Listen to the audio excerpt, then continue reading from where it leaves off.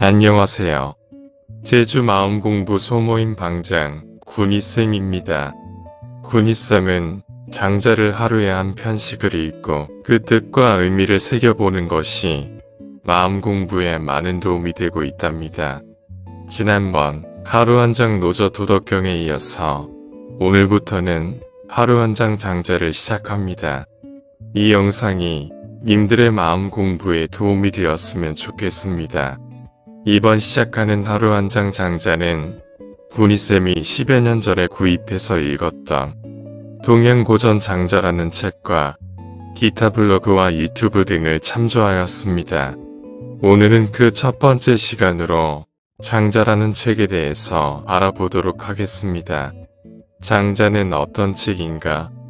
고대 중국의 전국시대에 장자가 쓴 것으로 알려진 장자라는 책은 그 문학적 가치와 이념적 가치가 얼마나 대단한지는 여러 말할 것 없이 노장사상이라고 하는 말에서 알 수 있다. 노장사상이라고 하는 것은 제자백가에서 교가를 달리 표현한 말로서 그 의미하는 바가 노저와 장자의 사상이고 도가의 핵심 이념이란 것이니 도가의 학문을 공부하는 사람들에게 있어서 장자는 그 위치가 거의 도덕경과 맞먹는다고 할 수 있겠다.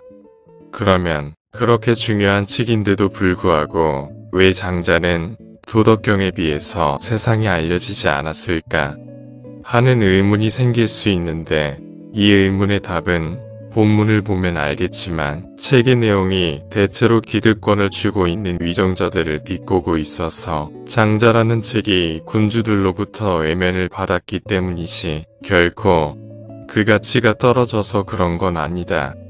오히려 어떤 면에선 장자가 도덕경보다 더 도학적인 면이 있다고 할 수 있다.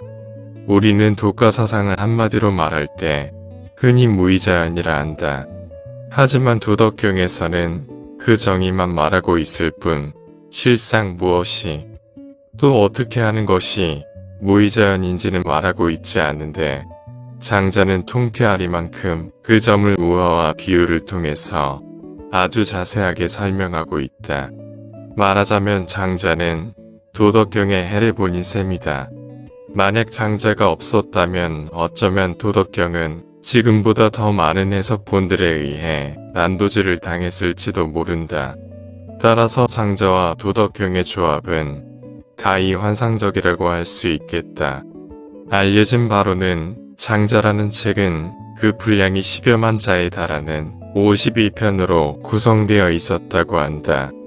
하지만 오늘날까지 실제로 전해진 것은 서진대 곽상이 장자를 주석해 놓은 장자주에서 그 온문을 취한 약 6만 5천 자로 된 33편만이 전해져 내려올 뿐이다. 그런데 사실 장자라는 책은 장자가 혼자서 쓴 책은 아니라고 알려져 있다. 어디까지를 장자의 진필로 볼 것인가에 대해서는 아직까지도 의견이 분분하기는 하지만 여러 정황상 확실한 것은 장자라는 책 전체를 장자가 혼자서 쓰지는 않았다는 것이다. 장자라는 책은 중국 전국시대 때부터 한나라 초기까지 그러니까 대략 기원전 4세기에서 기원전 2세기 사이에 장자를 비롯한 도가 계열 사상가들이 써놓은 글을 모아놓은 7편으로 구성된 외편과 15편으로 구성된 외편, 11편으로 구성된 자편 이렇게 모두 33편인데 그중 외편과 자편이 그 내용면에 있어서 도가사상이라 보기엔 무리가 있어 보인다는 것이다.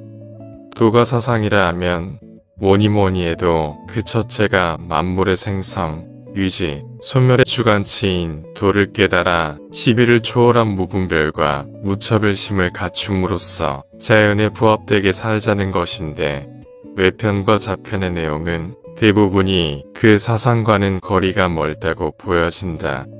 예를 들면 다른 학파, 특히 유가의 비판이라든가 아니면 천하에서 도가가 가장 위대한 학파라든가 또는 무의가 아니라 이의에 해당하는 정치의 필요성을 주장하는 내용으로 되어 있다.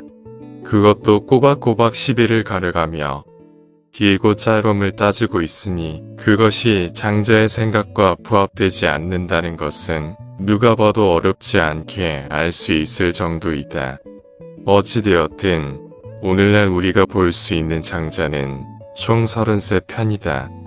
4편은 소유요, 재물론, 양생주, 인간세, 덕충부, 대종사, 응제왕이라고 하는 7편이고 외편은 변무, 마제, 거협, 지유, 천지, 천도, 천웅, 가기, 선성, 추수, 지락, 달생, 삼목, 전자방, 지북유라고 하는 15편이며 자편은 경상초, 서무희, 치량, 외물, 오원, 양왕, 도처, 설검, 어부, 여러구, 천하라고 하는 11편이다. 이 중에서 장자가 직접 저술한 것은 4편이나 지금은 그 4편에서도 몇몇 편은 장자의 작품이 아니라는 견해가 지배적이다. 이는 그 내용이 장자의 사상과 어울리지 않기 때문인데, 그렇다 하더라도 그 지나침이 외편이나 자편에 비해선 심하지 않으므로 4편을 장자의 작품으로 인정하는 것이 보통이다. 장자라는 책은 그 내용이 우화적이고 비유적인 것이 많아서 도덕경만큼이나 그 해석이 매우 다양하다. 더군다나 장자가 권력자나 단체보다는 피권력자나 개인에게 더 인기가 많았기 때문에 그 해석의 폭도 역시 매우 넓다 할 수 있겠다. 이상에서와 같이 오늘은 하루 한 장 장자에서 장자는 어떤 책인가에 대해서 알아보았습니다. 감사합니다.